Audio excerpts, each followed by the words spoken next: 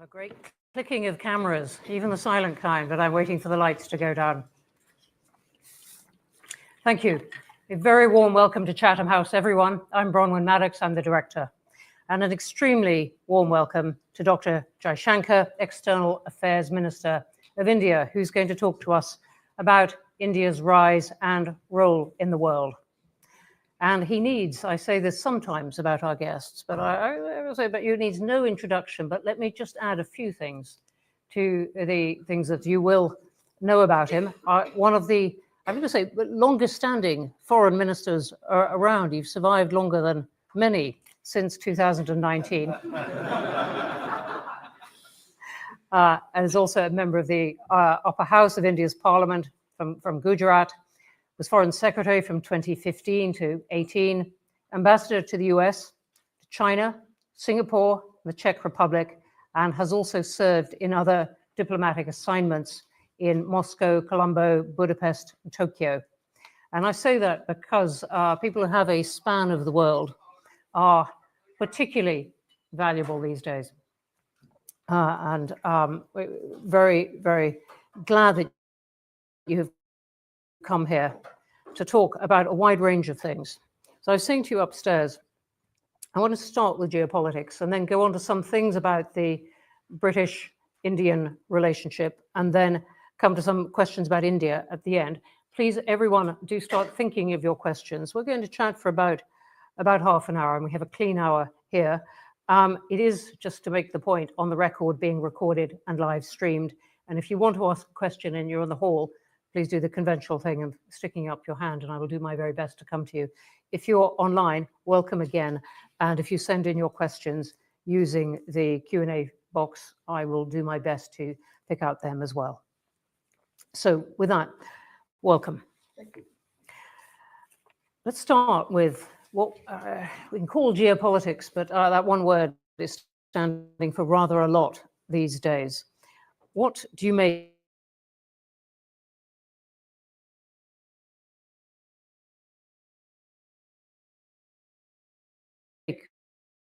of the new foreign policy?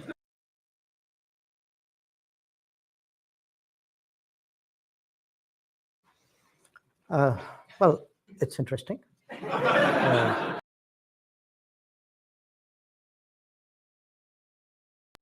I must say, in all honesty, it's not surprising. If you actually tracked it and assume that most of the time, political leaders at least do much of what they promise to do. They do not always succeed or they do not always get everything they want. But as a general principle, when people, when political forces or political leaders have an agenda, and particularly if it is one which they have developed over a fairly long period of time and been very articulate, even passionate about it, then I think much of what we have seen and heard over the last few weeks was to be expected. So I'm a little surprised that people are surprised. Now, that said, is it good for India? In many ways, I would say yes. My Prime Minister was in Washington about 2 weeks ago. I had accompanied him. I was myself there for the presidential inauguration. And when I look at our interests and our expectations of the relationship, I think there's a lot of promise we see there. Conceptually, I think we see a president and an administration which, in our parlance, is moving towards multipolarity. And that is something which suits India. When you say that they are moving towards multipolarity, do you mean accepting or even encouraging there being many, many poles of power in the world? I think practicing, and by practicing, promoting. Since 1945, one tends to think and talk about the United States as US and the Western world. So it's more like a bloc rather than a nation. I think what is quite clear is the US's own self-perception is now more as a nation and perhaps a little less as a bloc. Not entirely, as one and not the other, but definitely the needle has moved in the direction of a more national personality and a more national analysis of its self-interest. If one looks, at our own relationship politically, to be very honest with you, we've never had any issues with American presidents, at least in recent times. There's no baggage which we carry or burden that the relationship carries. I think from President Trump's perspective, the one big shared enterprise that we have is the Quad. And the Quad is an understanding where everybody pays their fair share. So there's no spat about who's paying for whom. There are no free riders in Quad. So that's a good model for which works, which was restarted during President Trump's first term. And if I were to look at some of the big priorities of this president, many of them actually work for us. He seems to be, for example, committed to keeping energy prices reasonably affordable and stable. We welcome that. He is putting a lot of emphasis on tech, on the development of tech, on the use of tech as a game changer in global politics. I think that offers a lot of possibilities, for us. He appears open to connectivity initiatives of a certain collaborative nature. We have deep interest in that. So I would say, and of course, he has a certain view of trade, as you may have noticed. I was sitting here thinking we've got this far without mentioning trade or indeed tariffs, and I was wondering where you thought India would come out of this great tariffs exercise. I was coming there, but good. I'm just making sure we get that. We had a very open conversation about it, and the result of that conversation was that we agreed on the need for a bilateral trade agreement. And our trade minister, in fact, is there in Washington doing exactly that right now. I was thinking as you were talking, the piece in the Financial Times by Martin Wolf this week saying the West is over. Do you think that's right? I wouldn't put it so sharply, but I would say today there are clearly, American interests are more sharply defined. And I suspect so are European interests. I'm not sure where exactly Britain is, probably non-aligned between the two. But it's very clear. It's possible that it has not yet sharply defined its interest, but we might come on to Britain in a moment. But just staying with this picture, I would love to hear more about where India is going to position itself. Multipolarity, as you said. There is China. We still don't know exactly what the US might choose to do with China. It's clearly bringing Russia a bit more in from the cold. Where is India going to put itself in this position? Vis-a-vis the US or vis-a-vis US and China, yes. All this is shifting. Look, our endeavor, at least for the last decade, has been to try to see if we can actually develop all the big relationships in a way, and the non-big relationships as well. In parallel, we understand that each one of them is different. Sometimes the issues are different. I'm not saying that it means being equidistant or behaving the same with everyone. I think in each case, it has to be customized, it has to be assessed. and then you look at, what are the advantages and what are the challenges and what are the benefits and what are the risks, and you arrive at a certain position or equilibrium. And if we can do that successfully with all the major powers and groupings, that actually puts you in a much better position in a world which we could see was heading towards multipolarity. So it's, I mean, think of it really as, in a sense, from what used to be said was a very bipolar world, which wasn't entirely true, and then a unipolar, which also wasn't entirely true. But today, if you have many more centers of decision making, many more sources of influence, many more discussions with multiple players to really address any solution or any situation. I think that's the kind of world, and I think the country which has the maximum flexibility and the least problems is obviously better off in that world, and that's our endeavor.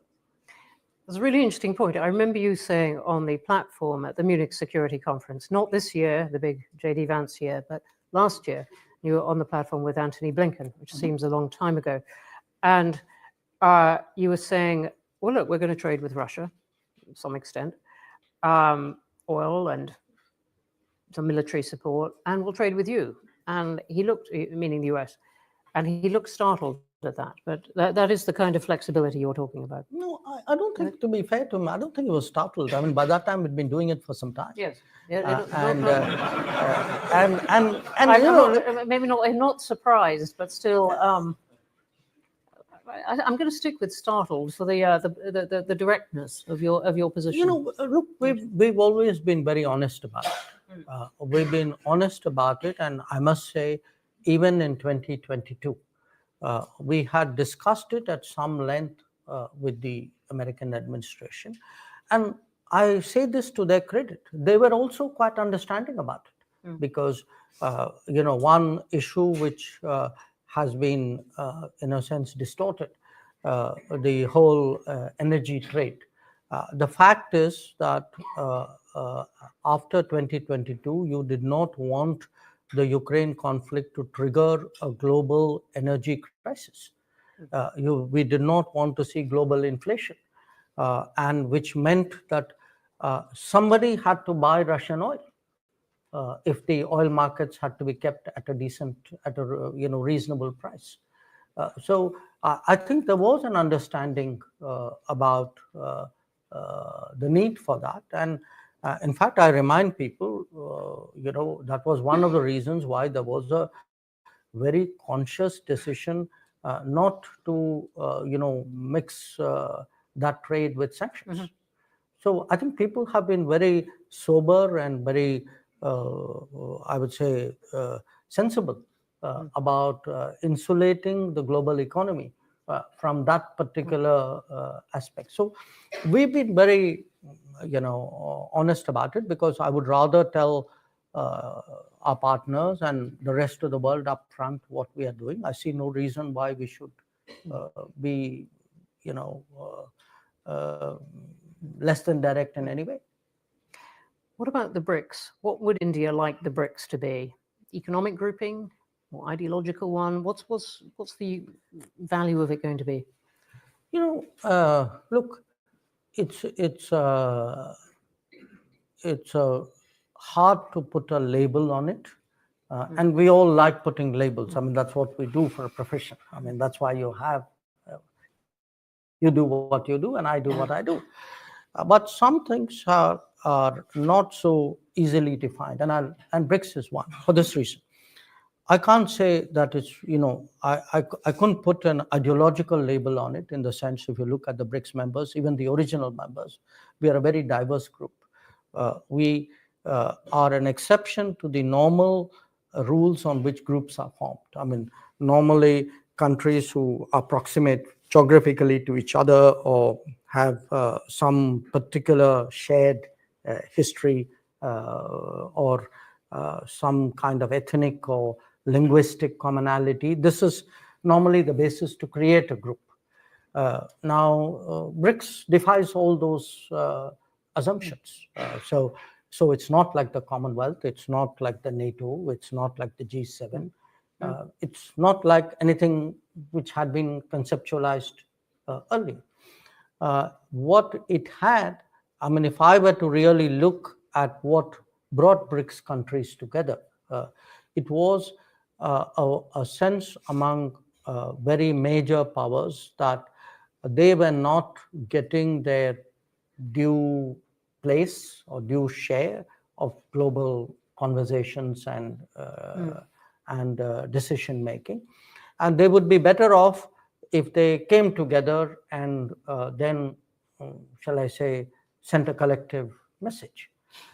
So that is how BRICS started, and since then, I think clearly they must be doing something right if so many countries want to join BRICS, and so many countries actually have joined BRICS. So we've had an expansion from the original 4. South Africa joined, and then it has become a double-digit membership in Joburg in 23, and in 24, last year in Kazan, we also added dialogue partners, the concept of dialogue partners. So the group has grown. Yes, we do discuss economic issues. We also discuss political issues. It's not like we don't. So I wouldn't straitjacket it. I wouldn't. It's, as I said, it's hard to find a single adjective which would do BRICS justice.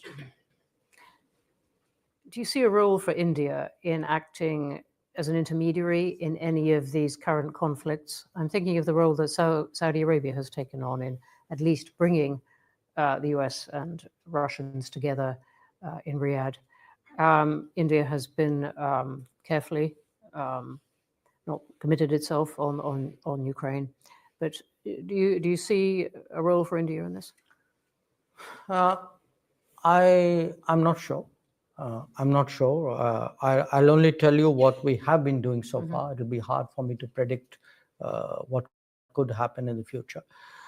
We have been one of the few countries who have been regularly talking to both Moscow and Kiev at various levels. My Prime Minister has been talking to President Putin and to President Zelensky. We have met with the presidents, the ministers, the national security advisors, the defense ministers. So, at various points of time, if there was a moment or an occasion when our weighing in was useful, we have tried to do that. Mostly, it has been very specific. For example, in the summer of 2022.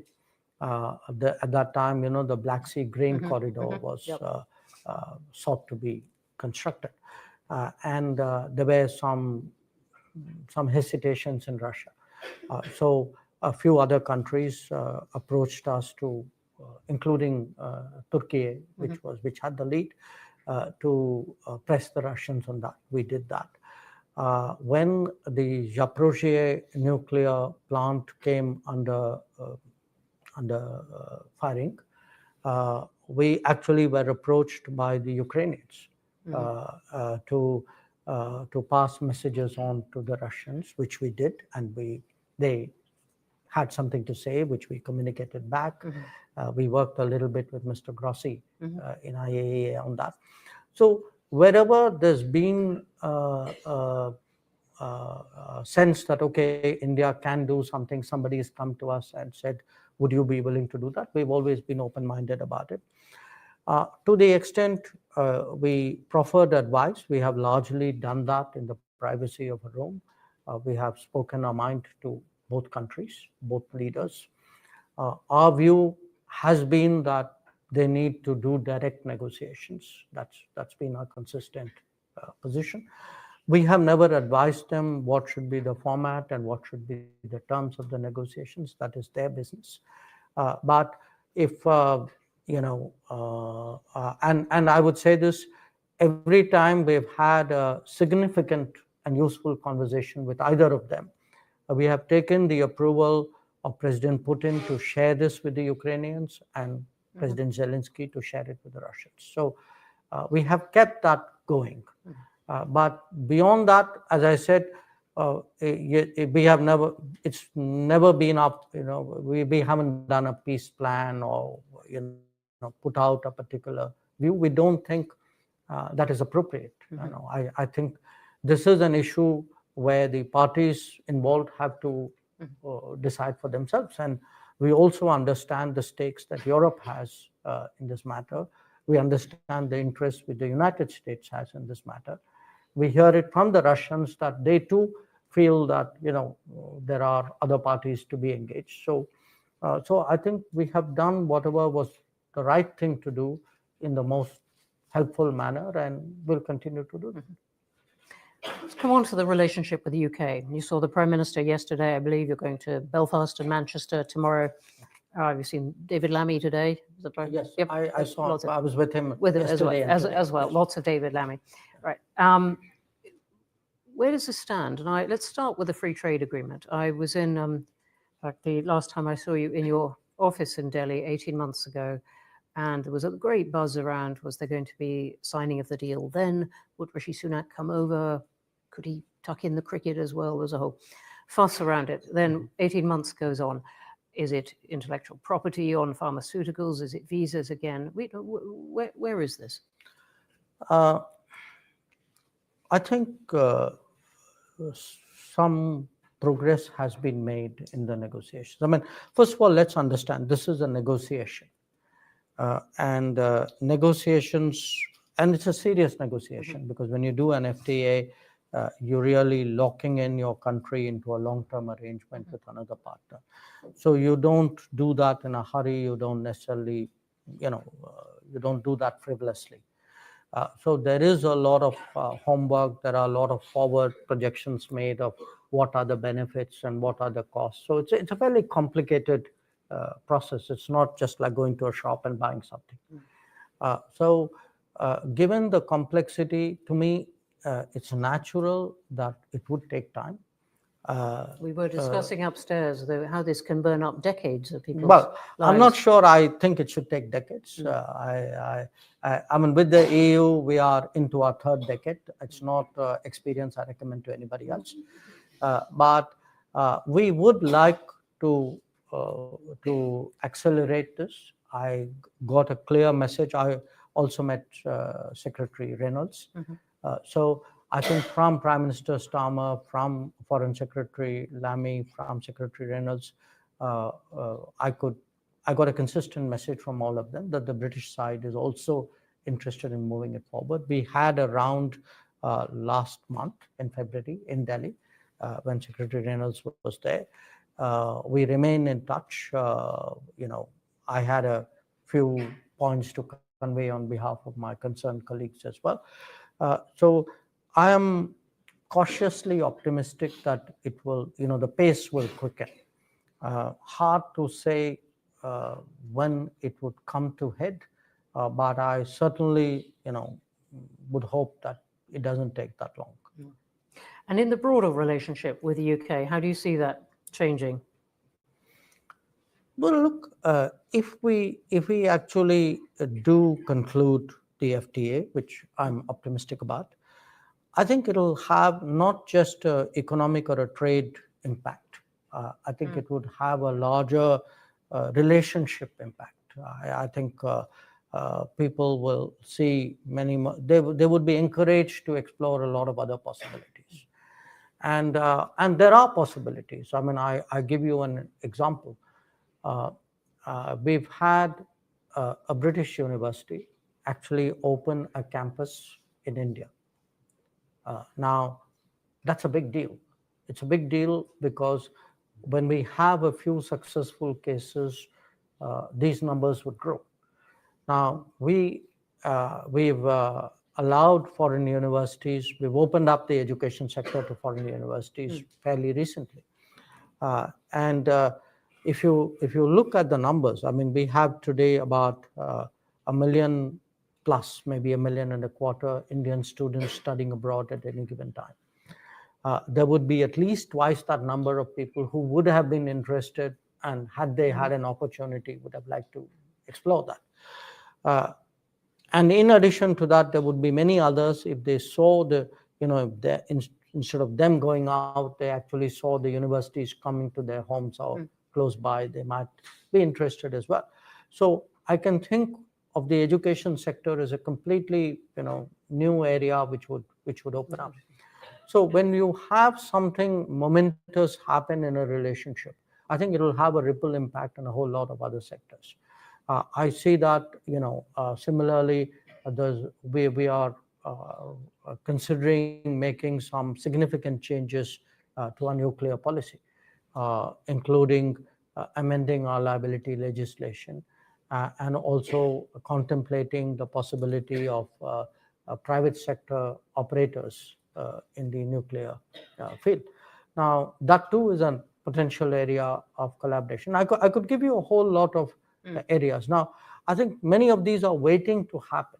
We need, something like an FTA would provide that sort of tailwind, which would. It'd be quite wrong for me to ask you in detail everything the Prime Minister said, but nonetheless, what is the stumbling block at this point on the FTA?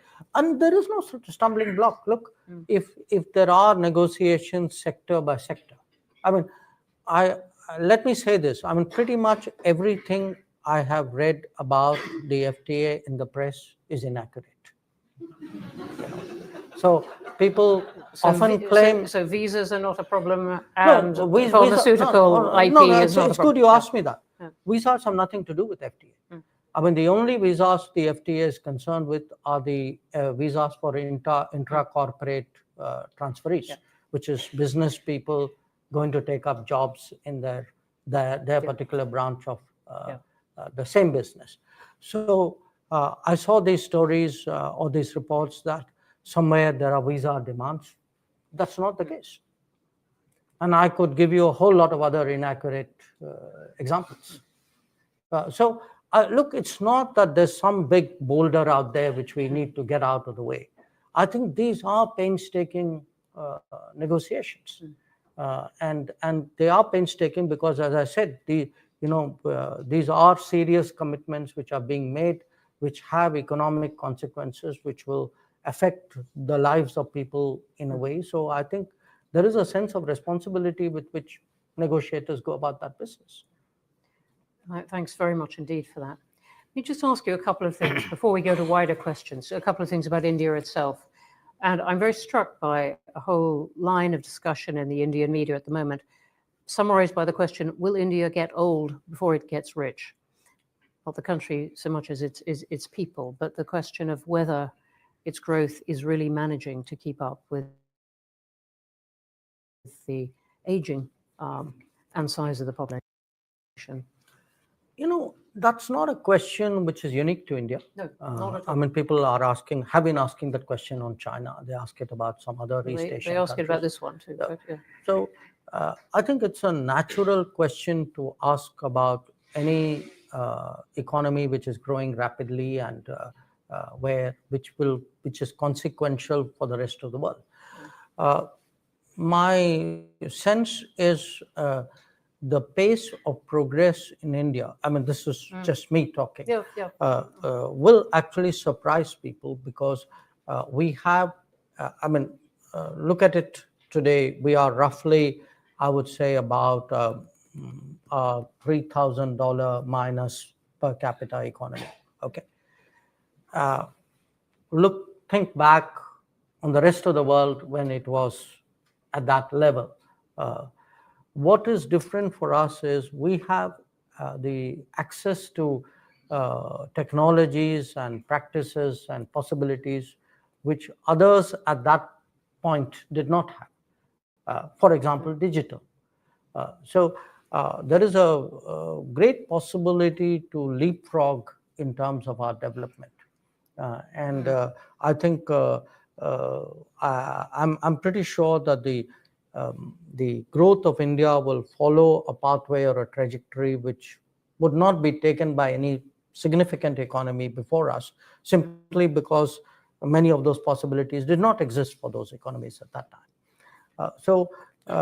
I press you on it because so much hope has been attached to India's development, its trajectory, as you said, and yet there are a lot of questions about whether that can continue, or, as you said, leapfrog.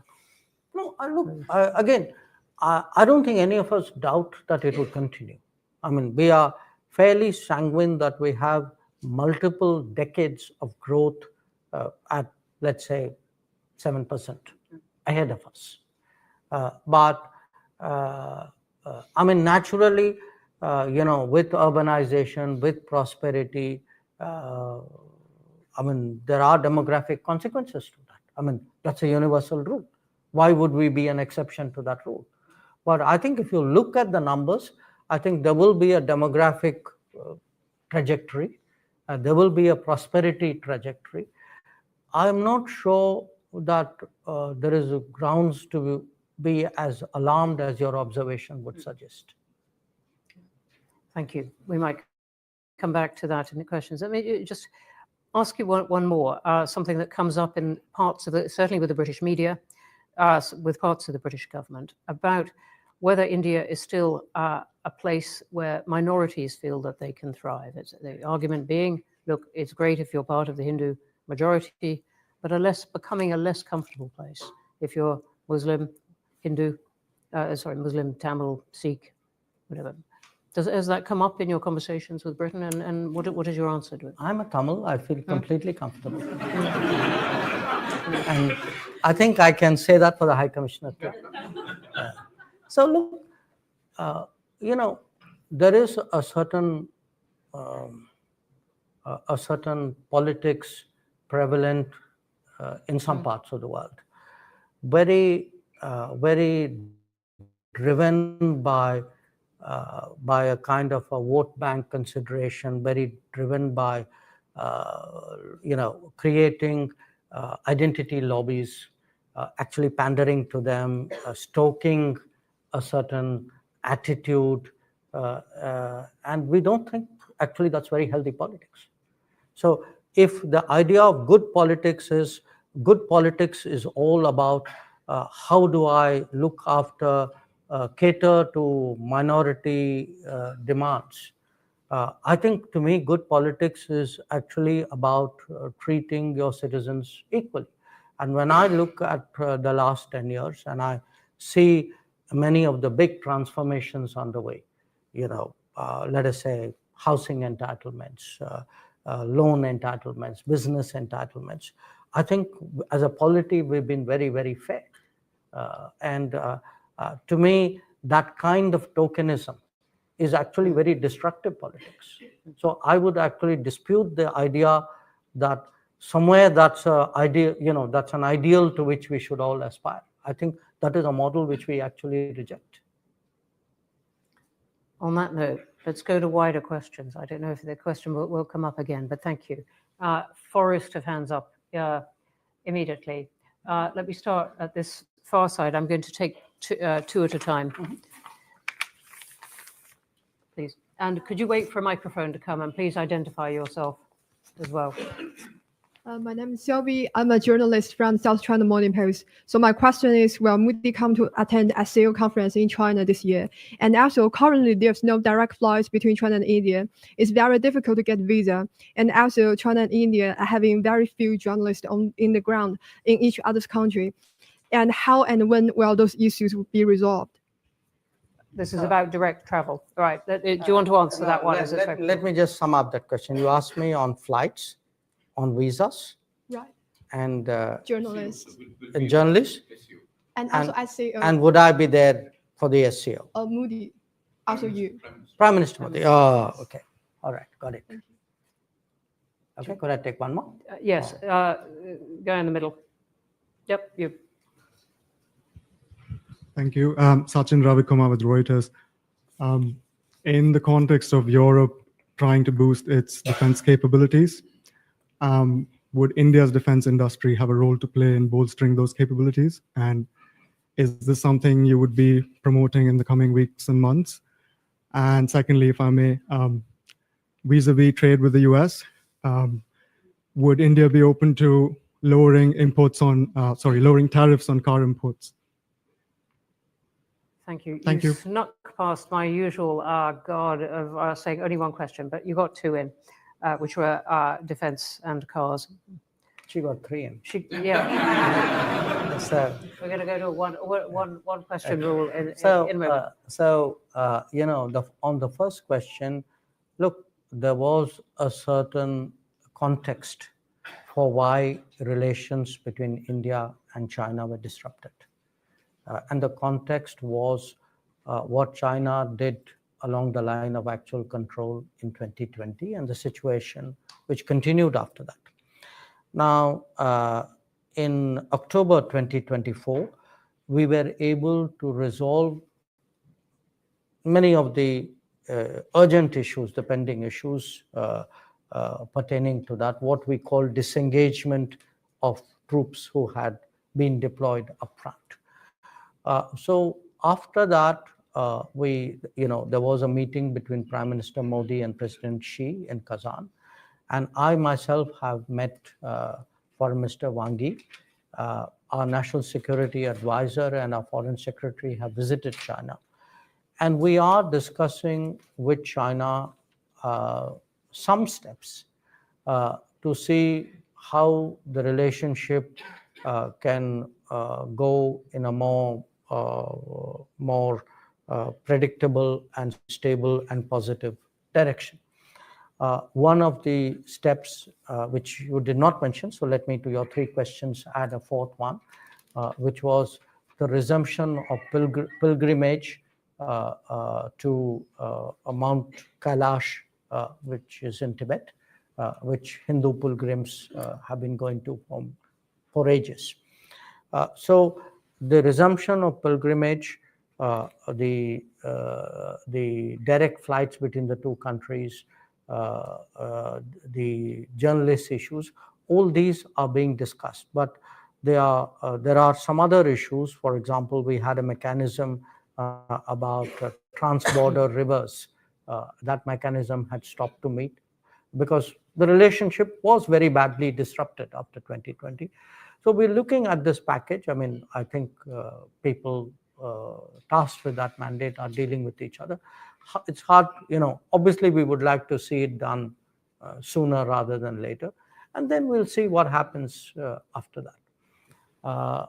On your question. Can the Indian defense industry profit from Yeah. Europe's new need for defense? We have a substantial Indian state-owned defense industry, but also now a growing Indian private sector defense industry. They are global in their interests and aspirations. It's, even the state-owned ones, these are enterprises. They make the decisions depending on where there's demand and, what the market opportunities are. Normally, we leave it to them to make the business, the corporate decisions that they should, unless our national interest or our security interests are involved in some way. So I think if some of them wish to, look at demands in Europe, I think that is a business decision that they should be taking. On the issue of tariffs, as I said, we have an understanding that we would be negotiating a bilateral trade agreement with the United States. So that process would unfold. Our trade minister is there holding discussions right now. So one has to see where that goes. Okay, another forest of hands. Right, I'm going to take the woman on the aisle there. My name is Palvasha, and I wanted to ask about, you mentioned BRICS and India's role in BRICS. Do you see India's role in the Middle East, because you spoke about Ukraine, but what about the Middle East, in specific Gaza? Okay, thank you very much. Here in the front, Chitij. I'm going to take three this time. Kshitij Bajpayee, Senior Research Fellow for South Asia at Chatham House. Many thanks for your very insightful remarks. I had a question about India's neighborhood. India resides in a region in which 3 countries are in the midst of IMF bailouts: Sri Lanka, Pakistan, and Bangladesh. 2 countries could be regarded as potentially near failed states, Myanmar and Afghanistan, and 2 countries with which India has a history of difficult relations, which also happen to be nuclear weapon states, and it also has active territorial disputes. Of course, I'm referring to China and Pakistan. You also have a relatively low level of regional economic integration and institutional integration, at least compared to other regions in terms of intra-regional trade. So my question is do developments in India's neighborhood, do they hold back or undermine India's global aspirations? Or to put it more bluntly, can India rise without its region? Thank you.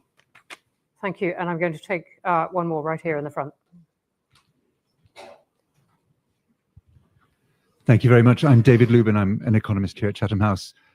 I wonder if you could comment on India's aspirations for the internationalization of the rupee, or more generally, whether you and the Indian government have a problem with dollar dominance in the international monetary system.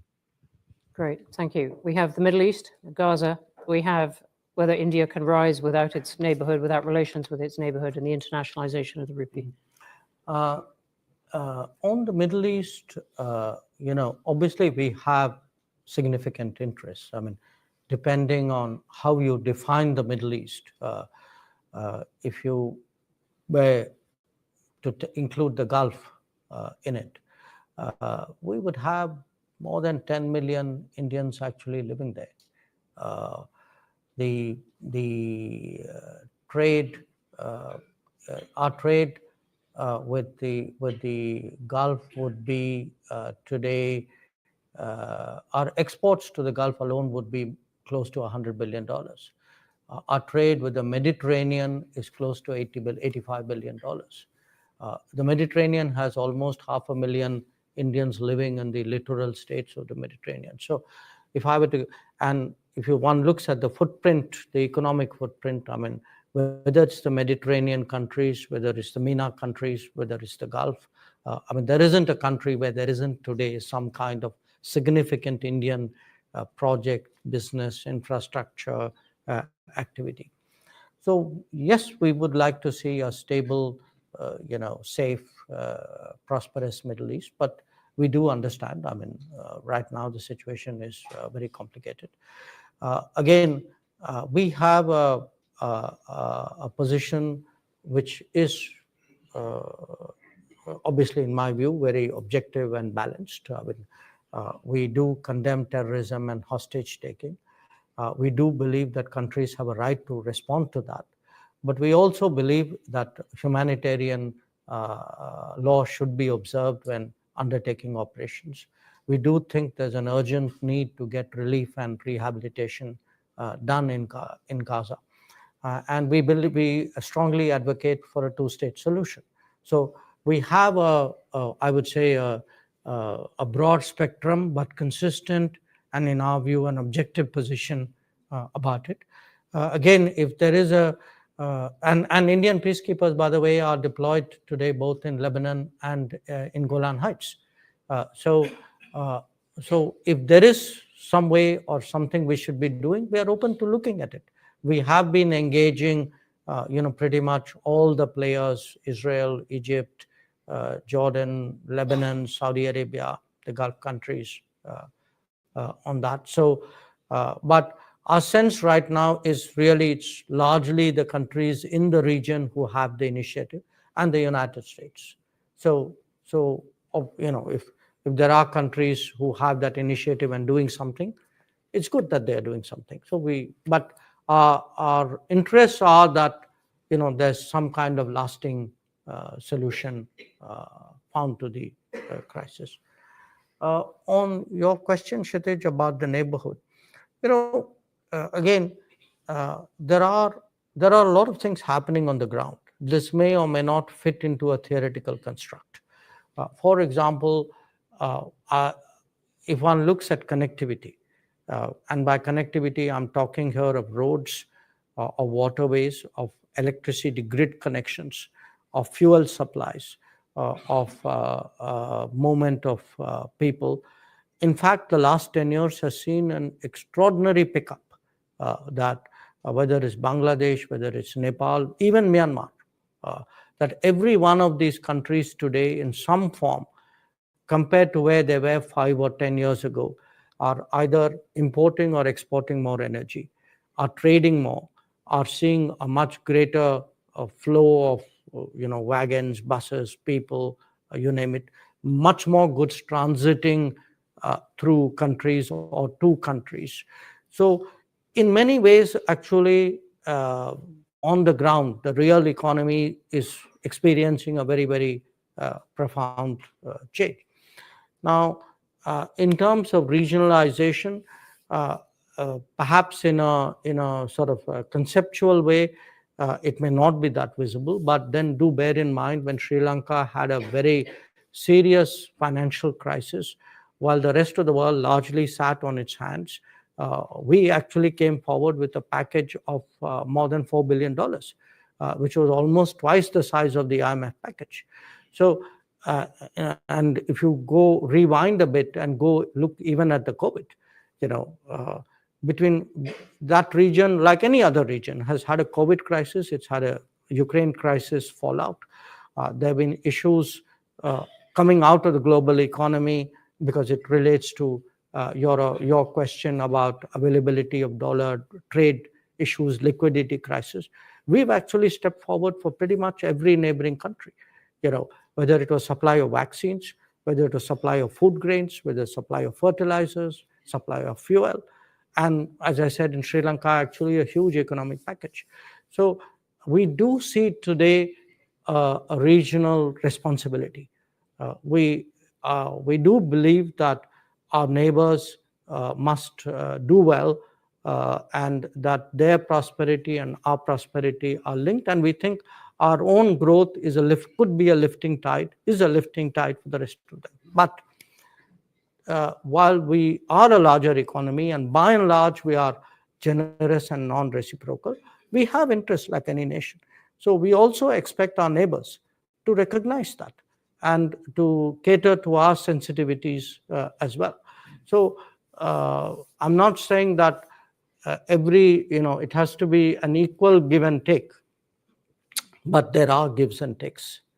And I think just like we have a responsibility to our neighbors, I think our neighbors also have a responsibility to us.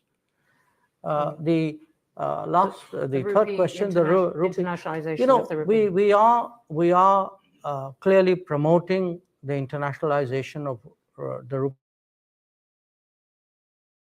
for the very simple reason that we are actually promoting the globalization of India. There are more Indians who travel out. There are more Indians who live abroad. India's trade, India's investments, India's tourists have all grown. So along with that, the practice of using rupee will also grow. So in many cases, for example, we have established mechanisms for cashless payments between India and some other country. We have, in certain cases, supported trade settlements, but we have also supported trade settlements because there is a shortage of hard currency in many countries, especially of dollars. So in a way, there is a steady, I would say, externalization of rupee transactions. That's part of the globalization of India. But where the role of the dollar is concerned, I think we are very realistic about it. We have never had a problem with the dollar. Our relations with the US are probably the best ever that they have been. So we have absolutely no interest in undermining the dollar at all. On the contrary, I think a lot of the problems in our region is the lack of the availability of dollars. So I would say many countries want to see more dollar, not less. Thank you. Take a gentleman here on the aisle. Yep. My name is Nisar. I am an author and a journalist. Let me make you a little nervous, Your Excellency. Thank you very much for your dissertation. Yeah. Kashmiris are up in arms because India is occupying Kashmir illegally. That's the reason why they are protesting. Now, Is given there a question? given given the Donald given Mr. Trump's zeal for striking peace and peace deal, can Narendra Modi use his friendship with Donald Trump to solve out the problem of Kashmir? There are 1 million soldiers stationed in Kashmir to control 7 million Kashmiris.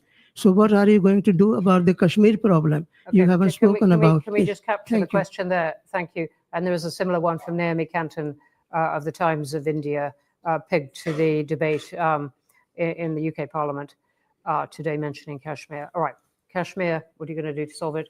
Woman on the aisle in black and white, I think. Thank you. I'm Vedika, and I am a student at King's College London, studying international relations. So my question is that when we talk about global South aspirations, and at the same time we talk about India and China's rivalry, so sometimes because of this rivalry, the global South aspirations are somehow diluted. Do you think this rivalry can sort of reduce the impact of the global South in the larger context? And what measures can Indian foreign policy and the decision makers take to make sure that this does not happen? Thank you very much indeed. And let me add one from online. Ishan Devala, do you see an opportunity for better relations with China in a multipolar world? Which relates to that last one. Everyone online, you're asking terrific questions, but they're really long. They look a bit like essays. Really good points. That was a nice short one. We have Kashmir. What are you going to do to solve it? We have Global South losing impact or not, diluted impact or not. And we have détente, the word used with China. Oh, okay. Look, on Kashmir, actually, we have done, I think, a good job solving most of it. I think removing Article 370 was step number one.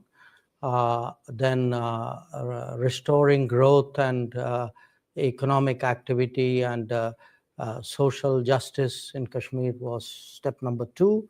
Holding elections, which were done with a very high turnout, was step number 3. I think the part we are waiting for is the return of the stolen part of Kashmir, which is on the under illegal Pakistani occupation. When that's done, I assure you, Kashmir solved. The second question, Global South. You know, look, there are different ways of looking at it, and I give you a perspective. What do countries in Global South largely want? They want more options. They want more experiences to compare, relatable experiences.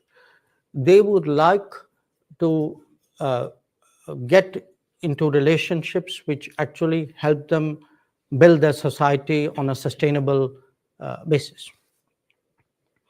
So forget India, China for a moment. I think what is happening and is that much of the Global South in the previous decades had very limited options. You know, they either had Western options, they had multilateral development banks, which were in a way associated with it. Within the Western options, they had maybe some subsets out there. Then at some point, they had Soviet/Russian options. Then you had a set of China options. Now today, if there are Indian options, I would argue that actually it's better for the Global South. It's not worse, because they now have many more possibilities to choose from. They will be in a position to evaluate which of these options and which of these relationships somewhere fit into their growth aspirations. And I can certainly say, you know, where India is concerned, we have today projects in almost 80 countries of the Global South. We have delivered actually about 600 significant projects in the last many years. And I do think that by doing so, I mean, obviously the partner country is benefited, but it also strengthens the hands of the partner country in dealing with other relationships. So I would not put this negatively at all. In fact, just like I say for India's positioning, a multipolar world is helpful, I think for global South as well, I think a multipolar world is helpful, and it actually increases their negotiating ability. The last question, what kind of relationship we want with China? Look, we actually have, by any standards, a very, very unique relationship. I mean, first of all, we are the only 2 billion plus populated countries in the world. We have, both of us, a very long history. We've had the ups and downs in our history. You have today both countries on an upward trajectory. And here's the challenge. And it so happens we are actually direct neighbors. So the challenge is this, that when any country rises, its balances with the world and with its neighbors obviously change. Now, when two countries of this size, this history, this complexity, this consequence rise broadly in parallel, and obviously they have an interplay with each other, I think the issue is how do you create stable equilibriums and then transition into the next set of equilibriums, the next phase of equilibriums. And we want a stable relationship, but we want a relationship where our interests are respected, where our sensitivities are recognized, where it works for both of us. So I think that is really been the challenge in the relationship. And obviously, for us, because of the border, for us, the management of the border, the assumption for the last 40 years has been that there must be peace and tranquility in the border areas if the relationship is to grow. If the border is unstable or is not peaceful or is not tranquil, obviously it will have consequences on the growth and direction of the relationship. Okay, let's just squeeze in a few more hands than ever. All right, I'm going to the gentleman right in the middle who's been very patient. H.E Nasir, retired banker. Dr. Jaishankar, one huge question for you. A lot of talk has been emanating from BRICS group to replace dollar and have its own payment system. Do you think, in view of fast-changing demographic in respect of politics and economics, is this likely to happen in the next 5-10 years? Thank you very much. I'm going to go to Ashish Goyal right on the aisle here. Ashish, if you can wait for a microphone to come to you, which is coming now.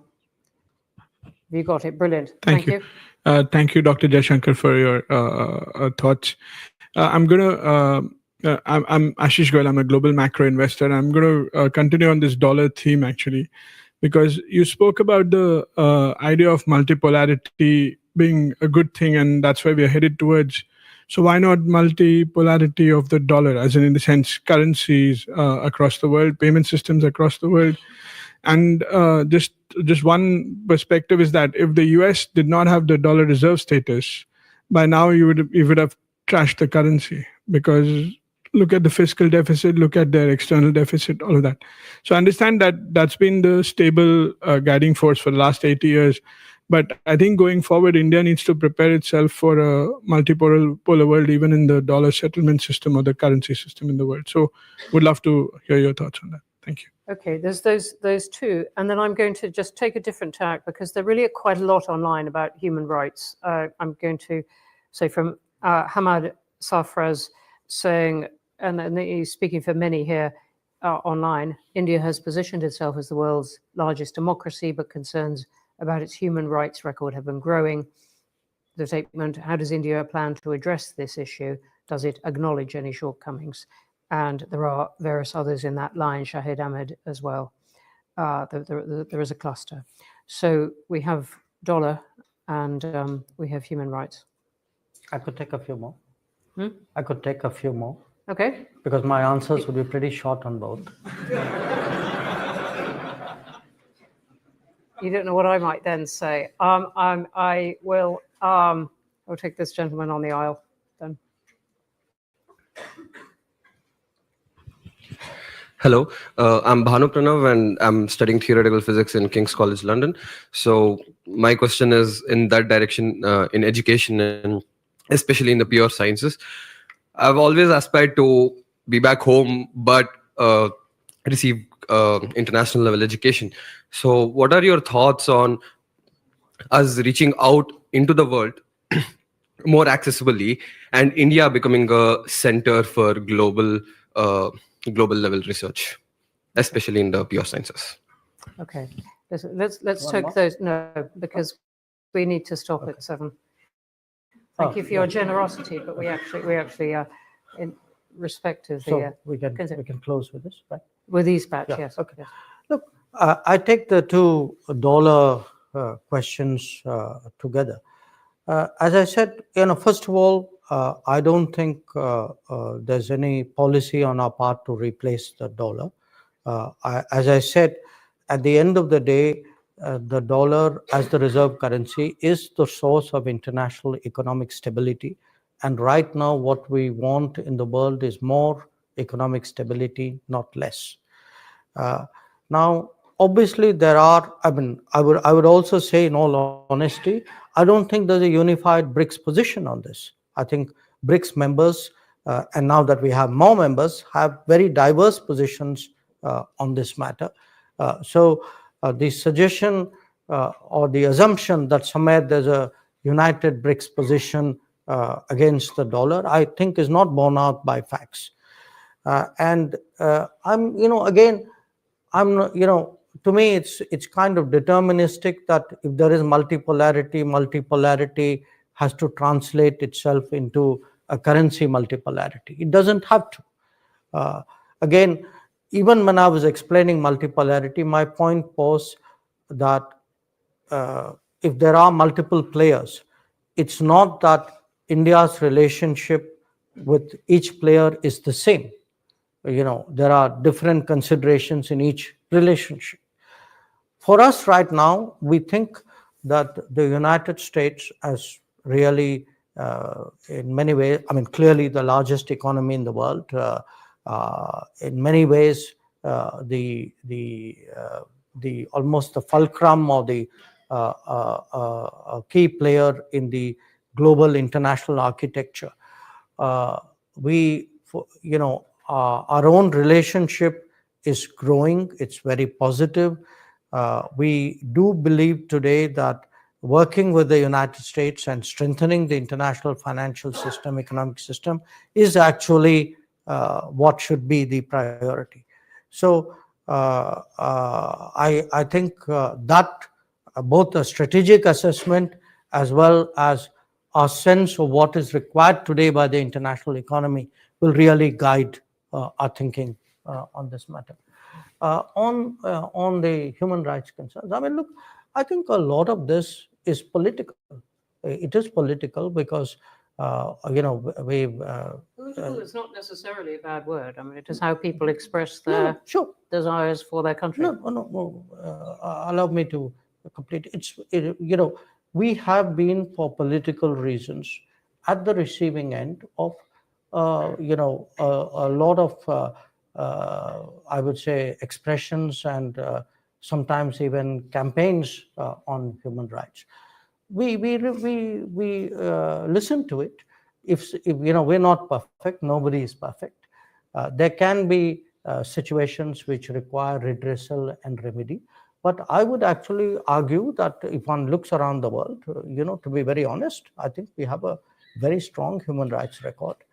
We as a democracy, as a credible democracy where people still have faith, and in fact growing faith in that democracy, where actually representation has broadened in every conceivable way over the last many decades, where the state has been very fair in terms of treatment of its citizens. I think any sort of sweeping concern on human rights is really misplaced. I don't see justification for it at all. And the last question on global level research.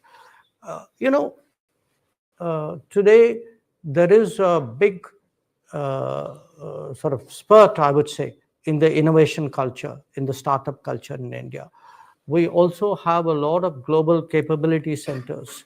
In fact, I think about 40% of them globally are actually located in India. My sense is in the coming, say, 5 years, I actually expect to see both at an enterprise level as well as in terms of our own entrepreneurial tendency. I expect to see a much more energetic innovation and research culture. I mean, this is quite apart from what the government is doing. I mean, we have set up a National Research Foundation.